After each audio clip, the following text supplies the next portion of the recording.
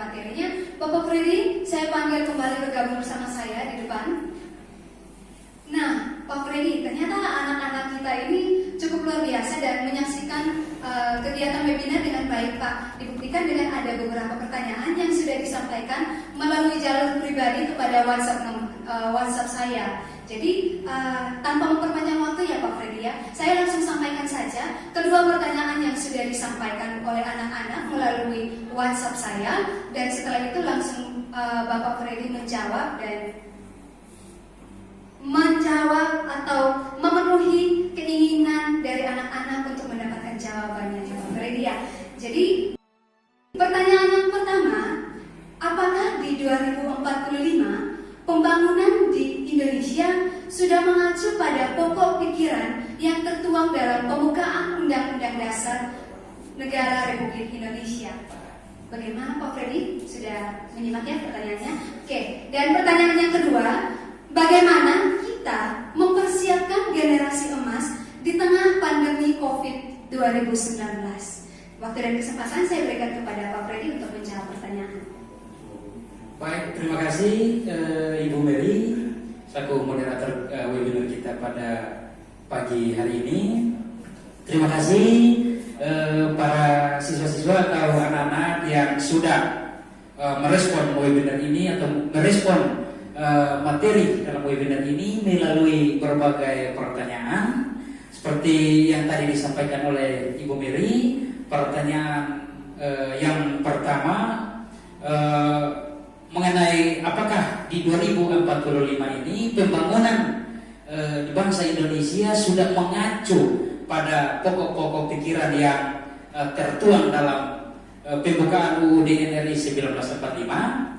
Baik, terima kasih, pertanyaan yang sangat luar biasa mengenai pembangunan terkait dengan pokok-pokok pikiran dalam pembukaan UUD 1945, bahwa kita semua harus ketahui bahwa pokok pikiran yang pertama terkait dengan pokok pikiran persatuan.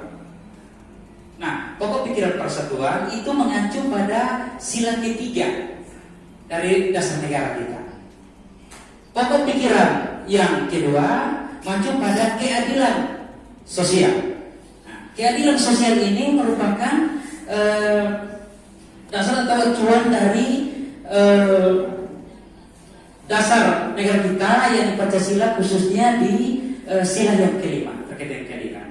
Lalu kemudian pokok pikiran yang ketiga terkait dengan kedaulatan rakyat itu pada sila yang keempat.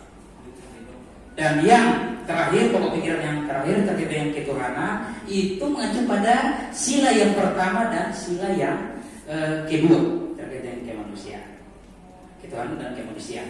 Baik, berkaitan dengan pertanyaan apakah di 2045 pembangunan sudah mengacu di pokok-pokok pikiran yang tertuang dalam pembukaan UUD, maka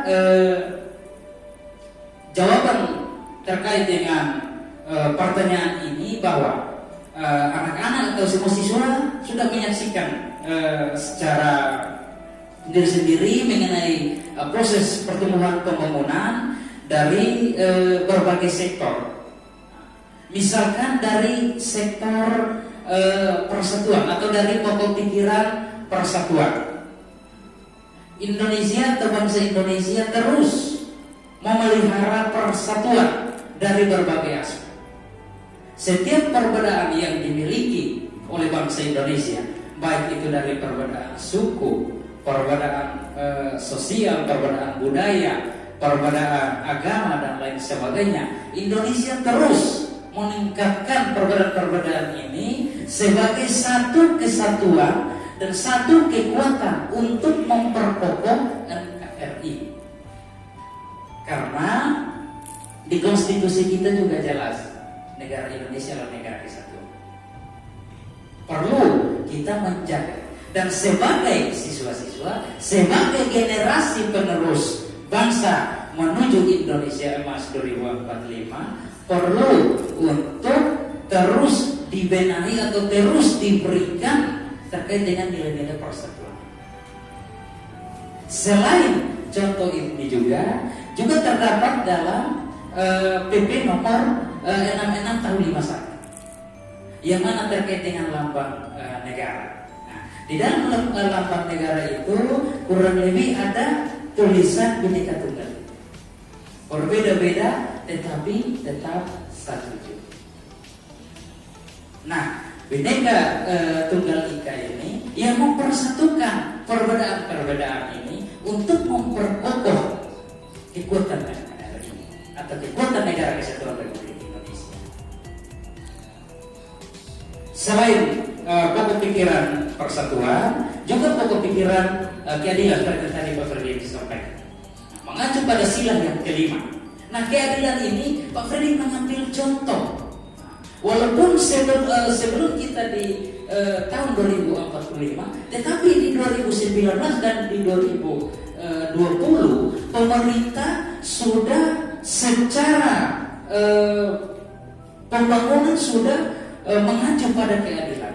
Misalkan di bagian Kementerian PUPR atau dinas-dinas sosial di daerah misalkan membangun atau membuat program pembangunan rumah bagi warga-warga kita yang rumahnya tidak layak huni.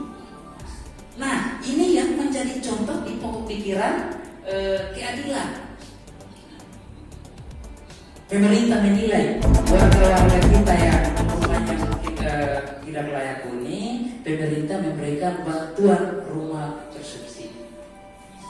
Pembangunan rumah, misalkan kita di kota Kupang juga ada program seperti itu.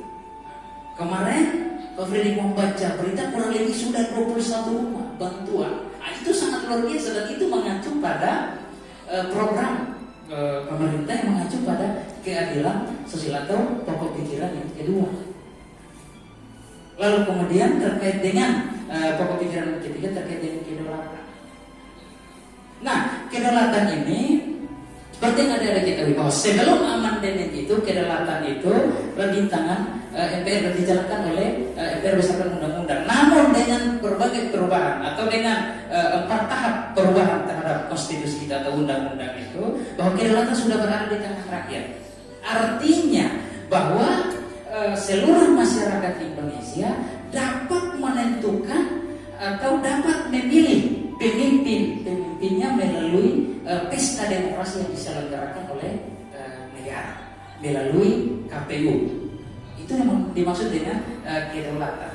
Seperti contoh kita di kalangan siswa, misalnya ada yang pertanyaan berkembang lagi, terus Pak Freddy bagaimana kalau kami yang usianya sebelum 17 tahun kami masih pelajar SMP, nah bagaimana kami bisa menerapkan kedaulatan? Nah, baru pikiran ketika terkait dengan kedaulatan, Pak Freddy ambil contoh misalkan pemilihan OSIS. Adik-adik dilibatkan secara seluruhan dalam pemilihan OSIS. Sempat Pak Freddy bersering dengan Pak Sekjen Kesiswaan SMP Kristen Citra Bangsa bahwa pemilihan OSIS walaupun di tengah pandemi terus tetap dilaksanakan melalui pemilihan secara online. Ini sangat luar biasa. Artinya bahwa benar-benar kedaulatan itu berada di tangan siswa. Dan siswa-siswa atau anak-anak yang dapat menentukan pemimpin OSISnya anak-anak di sekolah ini. Lalu kemudian pokok pikiran yang terakhir terkait dengan ketuhanan. Bagaimana kita bisa menyikapi perbedaan agama yang ada? Seperti yang tadi Pak Freddy jelaskan di awal materi tadi, bahwa perbedaan terkait dengan agama yang menjadi kita kaya, kita kokoh, bukan justru menjadi senjata untuk membuli atau mendiskriminasi rekan-rekan kita yang berbeda kepercayaan atau berbeda agama dengan kita. Sebab apa? Dan Pak Freddy sampaikan di pasal 29 UUD 1945 atau konstitusi kita kan jelas. Itu mengatur terkait dengan agama. Sehingga perbedaan agama tidak menjadi masalah bagi kita. Justru kita saling mendukung. Ketika misalkan ada hari raya agama Islam, kita mendukung saudara-saudara kita yang beragama. Kita menghargai, mendukung dengan cara apa? Ketika beribadah di masjid, ya kan? Ketika kita lewat, kita menghargai jalannya ibadah sehingga tidak terganggu. Ataupun misalkan yang Katolik sementara beribadah, kita wajib untuk menjaga kenyamanan atau ketertiban yang ada di situ sehingga cara beribadah tidak terganggu. Ataupun yang Kristen, Hindu, Buddha dan Konghucu. Nah, inilah tindakan seperti ini yang mencerminkan pokok-pokok pikiran yang tadi Pak Freddy jelaskan. Untuk menghadapi Indonesia emas, anak-anak perlu ditingkatkan, dikembangkan sehingga anak-anak bisa bertindak sesuai dengan 18 nilai karakter yang ada dan juga nilai-nilai Pancasila, dan melakukan sesuatu mengacu pada dasar negara yang Pancasila dan juga pokok pikiran yang tertuang dalam Pembukaan UUD 1945, secara khusus jaminan dari sila-sila dari Pancasila. Oke, untuk pertanyaan yang pertama sekiranya demikian Ibu Miri. Pertanyaan yang kedua mungkin saya minta diulangi sekali lagi, Ibu Miri. Iya, sepertinya Pak Freddy terlalu serius menjawab pertanyaan pertama sampai lupa pertanyaan kedua ya Pak Freddy ya. Oke, tidak apa-apa. Saya bacakan kembali pertanyaan yang kedua terkait materi webinar hari ini. Bagaimana kita mempersiapkan generasi emas di tengah pandemi COVID 2019 ini Pak? Soalnya kan kita sekarang lagi online, tidak bisa bertatap muka langsung. Nah, bagaimana sih kiat-kiat atau cara-cara untuk kita mempersiapkan generasi kita, generasi berikutnya, generasi emas kita dalam masa pandemi COVID 2019 ini Pak Freddy? Baik, terima kasih Ibu Miri. Terima kasih juga untuk anak-anak kita yang sudah bertanya yang sangat luar biasa terkait dengan persiapan bagaimana mempersiapkan generasi emas 2045 di tengah pandemi COVID-19. Nah, pertanyaan terkait dengan ini sangat luar biasa menurut Pak Freddy. Namun langkah-langkah untuk mempersiapkan generasi emas di 2045 ini seperti yang sudah dilaksanakan atau sudah dilakukan oleh SMP Kristen Citra Bangsa. Misalkan dari segi pendidikan, SMP Kristen Citra Bangsa, Pak Freddy ambil contoh, sudah melakukan pembelajaran secara daring atau secara online. Nah, seperti itu. Setiap guru mata pelajaran menyiapkan video pembelajaran, lalu kemudian mengupload ke kelas atau aplikasi Edmodo, Google Classroom, ataukah ke YouTube, baru bisa diakses oleh peserta didik atau anak-anak semua. Nah, inilah langkah-langkah untuk mempersiapkan generasi emas di tengah pandemi COVID-19. Artinya bahwa walaupun kita dilanda dengan bencana COVID-19 atau pandemi COVID-19, tetapi tidak membatasi niat kita untuk terus mempelajari berbagai materi yang diajarkan oleh Bapak Ibu guru. Jadi walaupun secara online, tetapi kita bisa memperoleh materi itu. Dan justru sangat luar biasa menurut Pak Freddy, karena video pembelajaran yang anak-anak akses itu di berbagai media, baik itu di Edmodo, Classroom maupun YouTube, anak-anak bisa akses itu berulang-ulang kali. Misalkan ketika tonton yang pertama, oh ternyata saya belum memahami, bisa ulang lagi. Lalu kemudian yang kedua belum memahami, ulang lagi. Nah inilah yang menjadi contoh bahwa kita terus mempersiapkan generasi emas di tengah pandemi COVID-19. Artinya bahwa walaupun kita dilanda COVID, tetapi tidak menghalangi kita untuk mempersiapkan generasi menuju Indonesia emas. Selain pengetahuan atau pembelajaran, Pak Freddy ambil contoh, misalkan di bidang karakter, bagaimana kita bisa mempersiapkan karakter anak bangsa menuju Indonesia emas. Seperti yang tadi Pak Freddy sampaikan bahwa walaupun kita belajarnya dari rumah, tetapi terus melakukan yang namanya literasi, program literasi atau program defuisian. Program literasi anak-anak sekolah bersama wali kelas masing-masing diberikan bahan atau diberikan referensi untuk anak-anak literasi dan diberikan waktu khusus. Ini pengembangan karakter gemar membaca. Nah, pengembangan karakter religius seperti apa? persiapan ya seperti di Fues ya. Kita beribadah bersama anak-anak wali walaupun melalui Google Meet atau melalui aplikasi Zoom, kita saling konferensi melalui itu dan kita beribadah bersama. Sebelum kita beribadah bersama mungkin pengembangan karakter lain, misalkan kedisiplinan, tanggung jawab, jujur, kerja keras dan lain sebagainya. Nah, sebelum memulai ibadat itu kan sudah lakukan dengan wali kelas masing-masing. Artinya bahwa di tengah pandemi itu, walaupun Indonesia dilanda dengan COVID-19, tetapi kreativitas kita terus meningkat. Bukan membatasi kreativitas kita, tetapi kreativitas kita terus meningkat seiring dengan perkembangan teknologi tadi. Pada bagian ketiga yang Pak Freddy jelaskan mengenai persiapan menuju Indonesia Emas, yakni teknologi.